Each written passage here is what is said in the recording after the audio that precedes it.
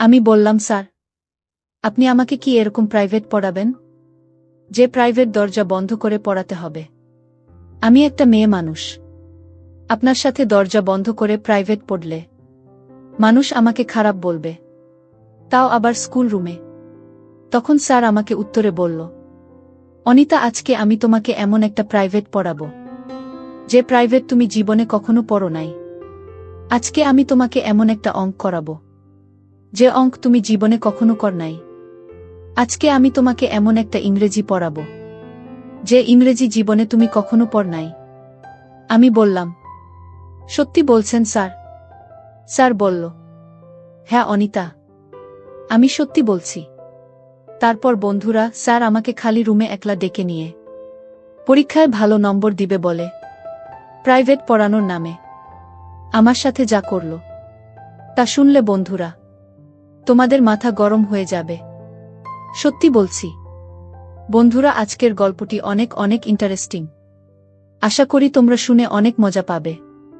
পুরো গল্পটি শোনার জন্য বন্ধুরা তোমাদের নিকট আমার বিনীত অনুরোধ।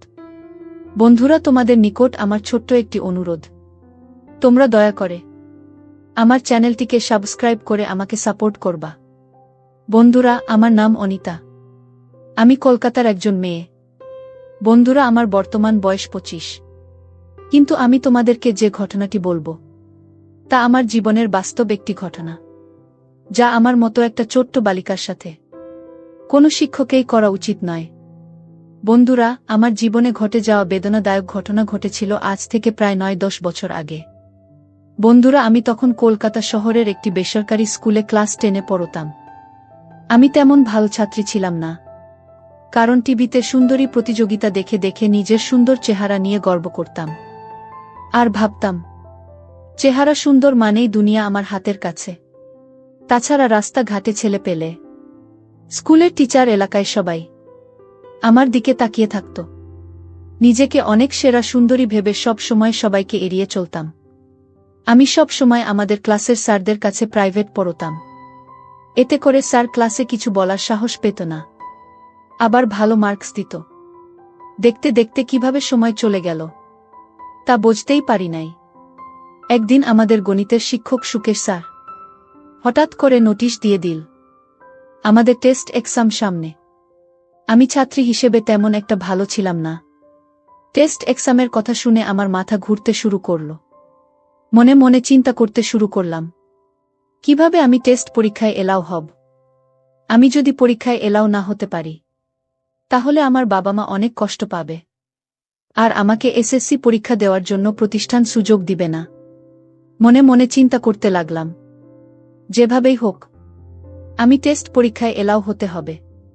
আর যদি এলাও হতে না পারি, তাহলে আমার পড়ালেখা চিরতরে বন্ধ হয়ে যাবে। আমার এই সুখের জীবন, আরাম, আয়েশ, ঘোরাফেরা, স্বাধীনতা সবকিছুই চলে যাবে। বাবা মা আমাকে অন্য কোথাও বিয়ে দিয়ে দিবে যদি আমি পরীক্ষায় পাশ না করতে পারি। গভীরভাবে চিন্তা করতে লাগলাম, কিভাবে আমি টেস্ট পরীক্ষায় এলাও হব।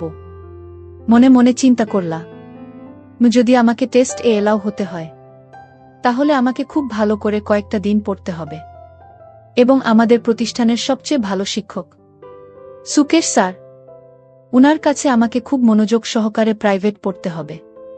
যদি আমি ছুটির পর আমি উনার এখানে বেশ কয়েকদিন প্রাইভেট পড়ি ব্যক্তিগতভাবে, তাহলে মনে হয় আমি পরীক্ষায় ভালো করতে পারব। এই চিন্তা করে আমি সুকেশ স্যারের কাছে চলে গেলাম। আমি স্যারকে গিয়ে বললাম, স্যার, আমি আপনার কাছে একটা প্রয়োজনে এসেছি। স্যার বল, কি প্রয়োজন? আমি বললাম, স্যার, আমি আপনার কাছে প্রাইভেট পড়তে এসেছি। স্যার, সামনে আমার টেস্ট পরীক্ষা, আর স্যার আপনি যদি আমাকে প্রাইভেট না পড়ান, তাহলে নিশ্চিত স্যার আমি ফেল করব। প্লিজ স্যার, আমাকে 1-2টা মাস সময় দিন। স্যার, আপনার পড়া ছাড়া আমি কারো পর তেমন বেশি একটা বুঝি না। আপনি আমারে অঙ্ক, ইংরেজি সব মিলিয়ে পড়াইবেন, আমি আশা করি। স্যার, আপনি যদি আমাকে পড়ান, তাহলে আমি নিশ্চিত পাশ করব। প্লিজ স্যার, আপনি আমাকে অল্প কিছুদিন সময় দিন। স্যার আমার কথা শুনে একটা মুচকি হাসি দিয়ে বললেন, অনিতা, ধৈর্য হারা হচ্ছ কেন? তুমি আমার স্কুলের ছাত্রী। তোমাকে পাশ করানো আমার নৈতিক দায়িত্ব। তুমি কোনো টেনশন করো না অনিতা। কাল থেকে তুমি আমার এখানে প্রাইভেট পড়তে আসবে। আমি তোমাকে খুব মনোযোগ সহকারে পড়াবো। কিন্তু অনিতা, তোমাকে আমি পরীক্ষায় 100% পাস করিয়ে দিব। কিন্তু আমার একটা শর্ত তোমাকে মানতে হবে। আমি বললাম, কি শর্ত স্যার? স্যার বলল, অনিতা তুমি খুব সুন্দর। আমার স্কুলের সবচেয়ে সুন্দরী ছাত্রী তুমি। যদিও আমার তোমাকে কথাটা বলা উচিত নয়, কিন্তু অনিতা, তুমি খুবই সুন্দর। তুমি যদি আমাকে একটিবার সুযোগ দেও, তাহলে যে কোনো মূল্যের বিনিময়ে আমি তোমাকে টেস্ট পরীক্ষায় পাশ করে দিব। এবং কি এসএসসি পরীক্ষায়ও ভালো রেজাল্ট করার জন্য আমি তোমাকে রাত্রে দিনে পড়াবো। তুমি শুধু আমাকে একবার। আমি বললাম, স্যার একবার কি? স্যার বলল, বোকা মেয়ে বোঝে না। তুমি অনেক সুন্দর। তোমার সুন্দরের কোনো তুলনা হয় না। আমি তোমার দিকে চাইলেই আমি যেন তোমার মধ্যে হারিয়ে যাই। অনিতা, আমি তোমার সৌন্দর্যের মধ্যে একবার হারিয়ে যেতে চাই। আমি বললাম, স্যার আমি পরীক্ষায় পাশ করব বলে আপনার কাছে টাকা দিয়ে প্রাইভেট পড়তে এসেছি। কিন্তু আপনি যে স্যার এত নীচ, আপনি যে এত খারাপ, তা আমি আগে জানতাম না। স্যার আপনি কি করে আপনার মেয়ের বয়সী একটা মেয়ের সাথে মেয়ের বয়সী একটা মেয়েকে এরকম প্রস্তাব দেন? আপনার লজ্জা করে না? আপনার লজ্জা শরম কি খেয়ে ফেলেছেন নাকি? সুকেশ স্যার আমাকে বলল, অনিতা তুমি আমাকে যেভাবে অপমানিত করো না কেন, তোমার দিকে তাকালে আমি আর স্থির থাকতে পারি না। অনিতা, আমি সত্যিই তোমাকে অনেক ভালোবাসি। আমি তোমাকে অনেক ভালোবেসে ফেলেছি। আমি তোমার ভালোবাসার আগুনে পুড়তে চাই। প্লিজ অনিতা, তুমি আমার প্রস্তাবে রাজি হয়ে যাও। আমি তোমাকে সকল পরীক্ষায় পাশ করিয়ে দেব। অনিতা, আমি তোমাকে খুব বিনয়ের সাথে বলছি, যদি তুমি আমার প্রস্তাবে রাজি না হও, তাহলে আমি তোমাকে সকল পরীক্ষায় ফেল করাবো। তখন কোথায় থাকবে তোমার স্বপ্ন? কোথায় থাকবে তোমার মডেলিং এর স্বপ্ন? কোথায় থাকবে তোমার বিশ্ববিদ্যালয়ের পড়ালেখার স্বপ্ন? সব ধূলিসাৎ হয়ে যাবে। তোমাকে একটা রিকশাওয়ালার হাতে তোমার আব্বু বিয়ে দিয়ে দিবে। আর তোমার পড়ালেখা চিরদিনের জন্য শেষ হয়ে যাবে। এখন তুমি বলো, তুমি যদি আমার প্রস্তাবে রাজি থাকো, তাহলে আমি তোমাকে কাল থেকে প্রাইভেট পড়াবো। আর না হলে আজকের মতো এখান থেকে চলে যাও। স্যারের মুখ থেকে এরকম ধরনের কথা শুনে আমার মাথায় যেন আসমান ভেঙে পড়ল। যেখানে আমার বয়স মাত্র 15 কিংবা 16 হবে, সেখানে 45 থেকে 50 বছরের একটা বুড়ো লোকের খারাপ নজর পড়েছে। তাও আবার সে আমার স্কুলেরই একজন শিক্ষক। বন্ধুরা বয়স অল্প হওয়াতে তখন আমি সঠিক সিদ্ধান্ত নিতেই ভুল করেছিলাম। স্যারের পাতানো ফাঁদে আমি পা দিয়ে ফেলেছিলাম। রাজি হয়ে গিয়েছিলাম স্যারের সাথে একান্তে প্রাইভেট পড়ার নামে নতুন কিছু করতে। তারপর বন্ধুরা, স্যার আমাকে বলল, অনিতা আজকে স্কুল ছুটির পর তুমি আমার রুমে চলে এসো। আজ থেকে তোমার প্রাইভেট শুরু। আজকেই তোমাকে বুঝিয়ে দিব নতুন কিছু অঙ্কের নিয়ম, যে অঙ্ক তুমি কোনোদিন করো নাই। তুমি যদি এইভাবে অঙ্ক করতে পারো, তাহলে পরীক্ষায় নিশ্চিত পাশ করবে। আমি বললাম, আচ্ছা ঠিক আছে স্যার। তারপর বন্ধুরা, স্কুল ছুটির পর আমি সোজা চলে গেলাম স্যারের রুমে প্রাইভেট পড়ার জন্য। আমি স্যারের রুমে যেতেই স্যার দরজা বন্ধ করে দিল। আমি বললাম, স্যার আপনি দরজা বন্ধ করে দিলেন কেন? স্যার বলল, আরে বোঝে না, পড়ালেখার সময় অন্য কেউ এসে ডিস্টার্ব করবে। আর পড়ালেখার সময় কেউ এসে ডিস্টার্ব করা আমার কাছে মোটেই ভালো লাগে না।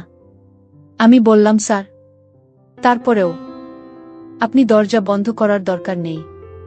স্যার বলল, কেন? আমি যদি দরজা বন্ধ করে তোমাকে প্রাইভেট পড়াই, তাহলে তোমার কোনো সমস্যা? আমি বললাম, না স্যার, আমার কোনো সমস্যা নেই।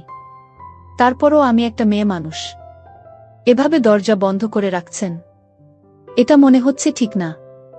তারপর স্যার আমাকে বলল, অনিতা আমি তোমাকে আজকে যে প্রাইভেট পড়াবো, সেটা তোমার জীবনের প্রথম প্রাইভেট।